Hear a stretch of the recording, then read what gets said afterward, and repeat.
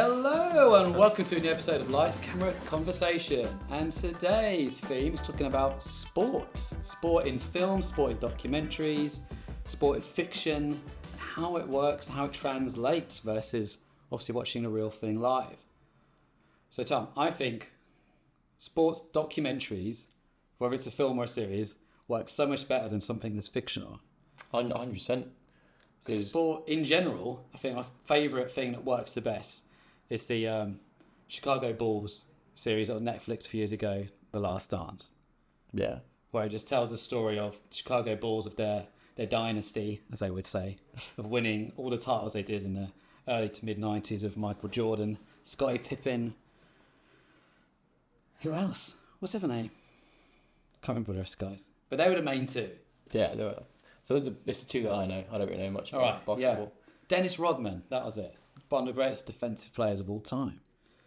He also started some films. But as it's summer 2024 and the Euros are about to start. Yeah. So I thought if we focus more on kind of football-related ones.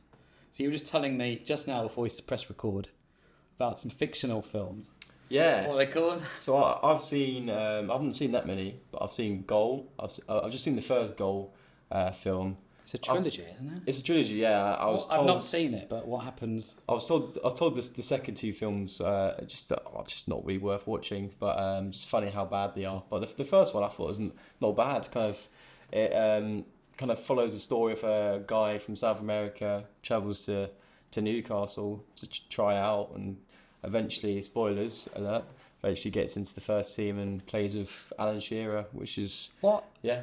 Was there real players in it? Yeah, they got real players. I don't know how they did it. I don't know if they paid them quite a lot of money to do it, but... I've just got up on the screen here, yes, I'm reading the synopsis. So in the later ones, they got David Beckham and people like that in the teams. So in the finale, he scores a winning goal for Newcastle to win a certain match 3-2 to get them a place in the Champions League. Yes, that's actually quite accurate. So without looking, I guess the film 2 is about being in the Champions League and maybe winning it. And the third one, something to do with the World Cup. No, you're wrong. Third one, I think one of them goes to Real Madrid. Oh, yeah, okay. Yeah. Goal, well, yeah. Yeah, I think that's a staple, really, for any kid growing up in England to watch Goal. I think everyone has, really. I've never seen it. Football. I remember it. Yeah, apart from me, I remember going to cinema with my mates to see Mean Machine, starring Vinnie Jones, as these like prisoners that have to play. Okay. Really? Yeah, and it was really weird. But it is kind of remind me of this other film that I don't know if you've ever seen, but I remember watching it several times. A 1981 film called Escape to Victory. No. That starred... Too early for me. Listen to this cast list. So it starred Sylvester Stallone and Michael Caine, but also Pele and Bobby Moore, Ozzy Ardiles. What? So Really? it was a film about Allied prisoners of war who were a German prison camp, and they tried to play an international match against the prison guards. So they're kind of using that as a backdrop to try and escape. Oh, yeah. Which they do escape. That's interesting, yeah. Spoiler alert. But interesting, at the time when it was shot, they used quite a lot of the Ipswich Town squad because they were the current UEFA Cup winners, and they'd just finished second or whatever in the first division a few times. So it's a real mixture of actors as well as big names from it. And they're the Ipswich now in the Premier League as well. So an interesting, Pele was credited not just an actor, but he created a lot of the moves in the games. Oh yeah. Basically choreography. Yeah. So why was Pele and Bobby Moore in it? Or what roles? Well, they were prisoners in this prison. What? Yeah. Just have a massive budget. I thought, let's just blow it on Pele. So what would the equivalent be now? It'd be like Tom Cruise, Brad Pitt with Messi and Ronaldo. Yeah, pretty much. In a prison, and they all playing together against these guards. Yeah. Imagine that. I mean, that budget. It would probably do quite well in that would. box office, I reckon. I'd watch that. You'd get all these football fans who would go and cinema, I'll watch this. Yeah. Obviously, you get fans of those other actors.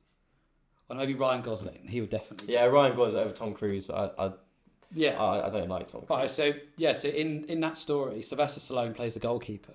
So if Ryan Gosling was a goalkeeper and like a captain, yeah, who's one of the best centre backs right now? Because that should be Saliba. So yeah, he'll be in it, yeah. Yeah. And you've got Ryan Gosling shouting instructions to the main centre back. Yeah. Just imagine it. Oh, one day. I'd love it. Let's try create it. Let's get a budget.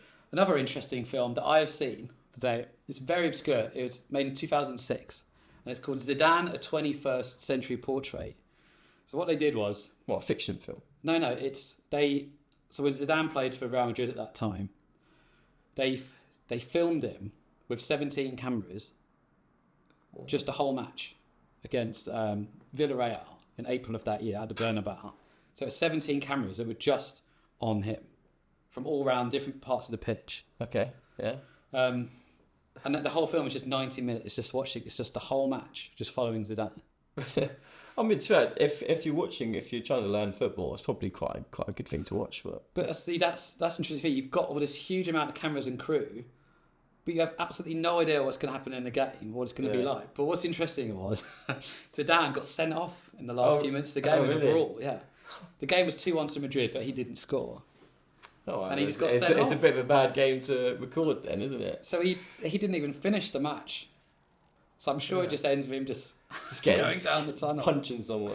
Yeah, it was a brawl in the last minute. But if you think of Zidane, like, if you could go back in time, you'd follow him at, like, Champions League final against Leverkusen or that France game, World Cup final, or the one against Brazil from 2006 or whatever.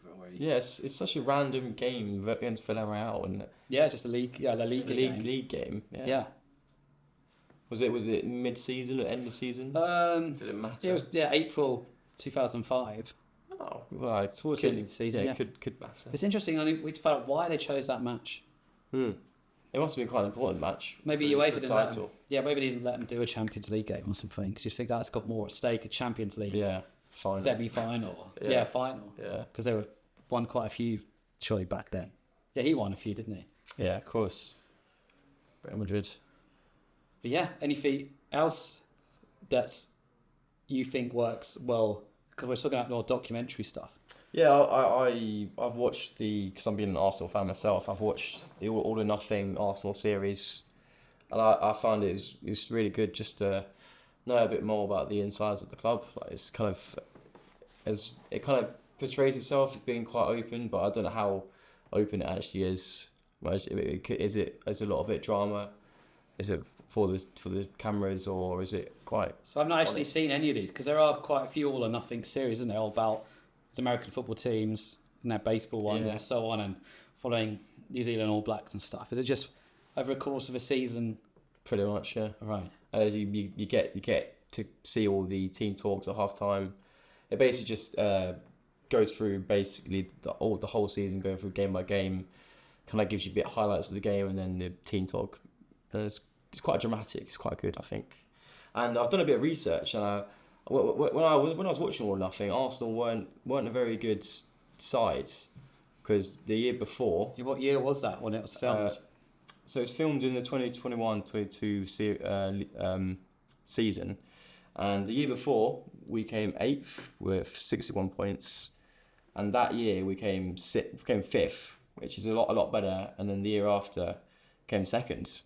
So I'm not sure whether it's Arteta being a genius, making the team better, or whether the cameras kind of inspire the team a bit more to perform. You don't know, because the camera's on you, and if you come like as bad as 8th as the season before, it's quite embarrassing. Like everyone viewing it on Amazon Prime. You do think for series like this, they obviously have got a big crew. They're filming, I guess, every match day, plus training and if they're going on if they're on tour, away European games, the amount of material that they have and how much control does the club have of what is in the edited? Like, do they have a club representative sitting in on the edit? There's other series that's just started recently. The third one on Disney Plus is Wrexham, Welcome to Wrexham series. It's currently on the third one. I quite like it because it shows a lot of different aspects of the club. It's not just about the two famous Hollywood actor owners. It shows a lot about the players and their family, the community, the women's team. Follows the pub owner. There's a pub that's literally next door to the ground where everyone goes. A lot follows him and see how emotional he gets from That's the quite games and nice. stuff. Yeah. There's a video shop guy, a really old school video shop. We see him now and again. We see his life and how what the club and the games means for the community of all ages, from young to quite elderly people who go to all these games, and seeing all the background, the whole town, of how much the sport, in fact, the club affects their daily life and how important it is to them. A really interesting one in the episode I saw the other day was about a photographer, and he's not a club photographer. He doesn't go to games because he doesn't like the noise and crowds. He just goes when it's a match day. He'll go out and about and just take loads of shots of everyone arriving. Yeah. And he can sort of from a distance look between, see through the stands and stuff like that, and when people won't come out. He just does it for him. He doesn't sell them and stuff to newspapers or whatever. He just does it for him. So there was quite a feature on following him around and interviewing him, and how much photography kind of saved his life, because when going a few years back, he was suffering from depression and he was quite suicidal, and he did a photography course in Wrexham. He wasn't from Wrexham originally, and being involved in that community and being involved in football from an outsider's point of view, it completely changed his life and made everything so much better for him. And it's those stories of loads of different people in Welcome to Wrexham that make it really interesting, and you kind of meet different people each week, as well as showing bits of important games. Yeah. Where unlike Drive to Survive, it is showing an important game. Like if there's one that like a big comeback from, they'll show it from, again, tons of different cameras that they've shot it around the pitch. But also they can't use bits from other games because everyone's wearing, you can't have the away kit change their, away team change their kit and all that. But again, there's lots of slow motion cut into the crowd. So that stuff, it's constructed to make moments bigger, but it is actual that moment from that game, and it's not taken from other games around the season. Yeah, that's the good thing about Welcome to Wrexham. You can, because it's fairly small club, you can explore these individual stories with teams like Newcastle coming up late soon, the All or Nothing, Spurs and City and Arsenal. You can't really explore too much of like individuals because it's such a large club. So many people to some people's stories that you kind of stick to the top players, the top managers, don't you? Yeah, yes, that's why I find it's really interesting. The fact that on their third series now, they've got to keep finding these little stories. I mean, of different people to go alongside of the main story of the two owners and the club, obviously doing well, getting promoted. Yeah, I mean, it helps that they got promoted two years in a row. So for good content. So well, the first series ended with them, not getting promotion, like losing the playoff semi-final at home. So that was, and then they lost in the, what was it called, Ben? Like Johnston's Paint Cup final at Wembley. They lost there, so they had a double blow at the end of the season. Yeah, I mean, but with clubs like with that much money in such lower leagues, you expect them to climb their leagues. Yeah. But clubs like that get a lot of money, obviously.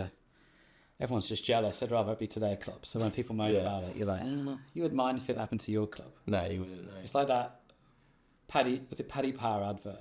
Where there's all these guys talking in a pub for some made-up team. They're like, I don't want our club. We want to stay traditional and history to our club. We don't want some oil-rich state to come and buy us. And then some guy bursts through the door in the kit going, we've just been bought by a rich oil state. And they're all like, Ray! You take it. Yeah. Staying on that, slightly off the Paddy Power, they do some really great adverts, don't they? They're very good at advertising using football, sport-related stuff. Like the Peter Crouch adverts. Yeah, I like those. Taking the mick out of him. Yeah. See? Memorable. Works. Yeah. Get some famous footballers, some relevant footballers, and then you'll do well, won't you? A sport I think does work as fictional one is boxing. Yeah. So you got going back to quite old ones like Raging Bull, Robert De Niro. Well, one of the best ones, I'd say. Yeah. But it's not that well known. But one is very well known. Is the Rocky series. Yeah. And most recently, the Creed series. It's like 3 of those, isn't it? Yeah. And the main actor, he directed the last one, didn't he? As well. Also, what I really love, I totally forgot about it, is Cobra Kai, Netflix series about karate. Oh, I've not seen that. No. Oh, yeah. The Karate Kid films, very early 80s, very much of their time. Yeah. But Cobra Kai has got kind of starts with the two of the main characters, but then brings in throughout this different series other older characters come back. So you've got kind of with the new generation of dojos fighting against each other. It's super over the top, but it's great. Yeah. Really? Well, yeah, it's one more series to go of Cobra Kai. Is it quite violent? Not really. No. I feel like non-violent boxing films, I feel like they do better because Rocky's not that violent, is it? But whereas Raging Bull, not as well known, not as well watched, but that's really violent. Yeah, Sylvester Stallone. We've started on him in Escape to Victory, and we'll end on Sylvester Stallone in Rocky. Well, David, I've got a question for you. Okay. If you were the manager for England, what team would you bring to the Euros? What's your starting 11? That's a tricky one because on paper, the midfield, defensive midfield and attacking midfield and forwards, we're all super strong. How do you kind of choose what's the best combination of? Obviously, you've got Kane. Yeah, I think it's Saka. Yeah. Bellingham. Yeah. Like they want and Rice. Yeah, I think those four the top, definitely need those. Then you fit everyone around. I would quite like to play Cole Palmer, but I mean Southgate hasn't really given him a chance as of yet. I think my midfield would be Rice, Bellingham, Palmer, and then play Foden out left wing. I think just because Palmer's so creative, he's top goal scorer. Well, one of two top goal scorers. Well, Chelsea kind of because he's the best by far. He floats around a bit. That is true, yeah. But with England, in bit more international, regimented, could he do that? That's yeah. On paper, the group looks all right. So definitely thinking it's going to be a group win. It's going to be a position one. It's going to be. Hopefully, it gets to the final. I'm not sure though. Yeah, just don't know when you'd face who seems to worry about Portugal, France, Germany. Germany have been great, but they're playing at home, so that makes a huge difference. Yeah, it does. Yeah. But everyone else, not so sure about. We've beat Italy twice in the qualifiers. Yeah. Netherlands, a bit. I mean, Croatia, they're just apparently we're bottle jobs, so you never know. I mean, good luck to England and the other nations that are competing. Not Morocco or Japan. Yeah. But anyway, thought it'd be neutral for this conversation about sport. Yeah. Anyway, till next time. Thanks, guys.